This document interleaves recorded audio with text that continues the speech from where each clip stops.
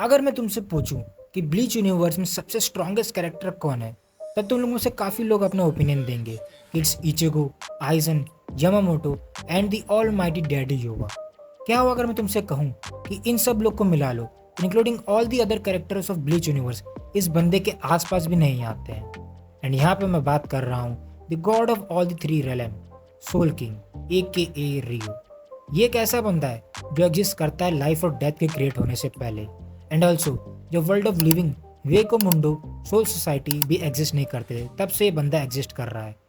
ये एक ऐसा कैरेक्टर है जिसकी वजह से सारे के सारे जो वर्ल्ड है वो आज यहाँ पे प्रेजेंट है।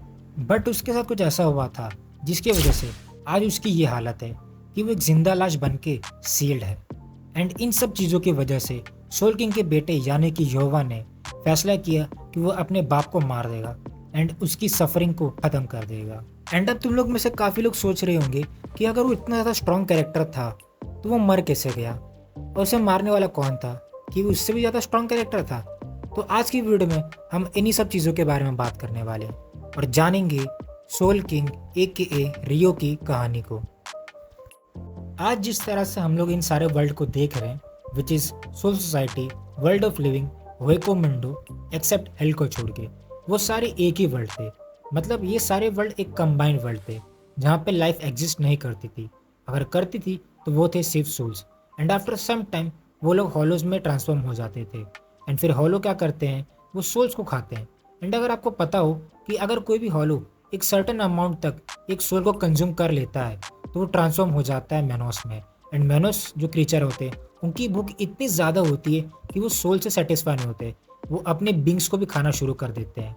एंड हॉनेस्टली ये वर्ल्ड मुझे बहुत ही ज़्यादा बेकार लगता है, जहाँ सिर्फ क्योस ही मचा रहता था, जहाँ सोल्स की गिनती घटती जा रही थी एंड हॉलोस की गिनती बढ़ती जा रही थी, जिस वजह से उस वर्ल्ड में एक इम्बैलेंस क्रिएट हो गया था। एंड तभी उस टाइम पे एक सोल का जन्म हुआ जिसका नाम था रियो। एंड आगे जाकर वही बंदा हमारे ब्लीच यूनिवर्स का गॉड भी कहलाया जाता है, which is soul king. And Rio को अपने जन्म का पर्पस समझ आ गया था, which is to kill hollows and Menos. And वो आगे वही काम करता है जिससे सोल्स प्रोटेक्ट होने लगती थी। बट ये सब चीज़ जो रियो सोल किंग कर रहा था वो कुछ लोगों को सही नहीं लग रही थी। मतलब जो रियो हॉलोज और मैनोस को मार रहा था वो ठीक नहीं था उनके हिसाब से। उनकी थिंकिंग ये थी कि इस दुनिया में सभी को जीने का हक है, चाहे वो हॉलोज हो या सोल्स हो। Every being deserves to live.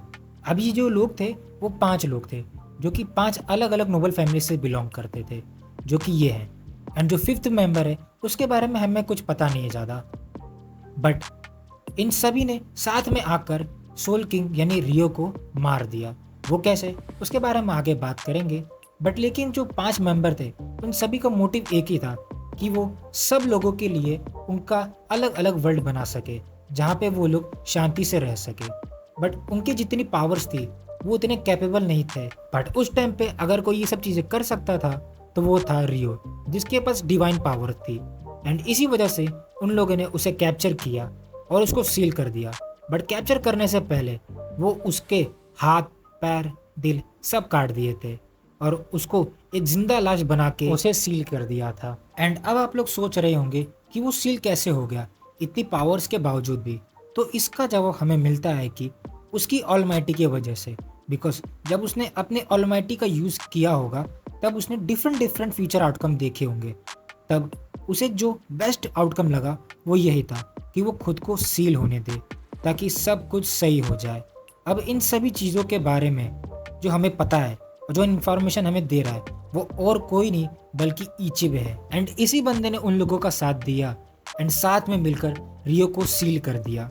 And जो उन लोगों ने उसके बॉडी पार्ट्स काटे थे उसकी वजह ये थी कि अगर फ्यूचर में रियो का मन बदल जाए और वो हमारे अगेंस्ट हो जाए तब क्या होगा।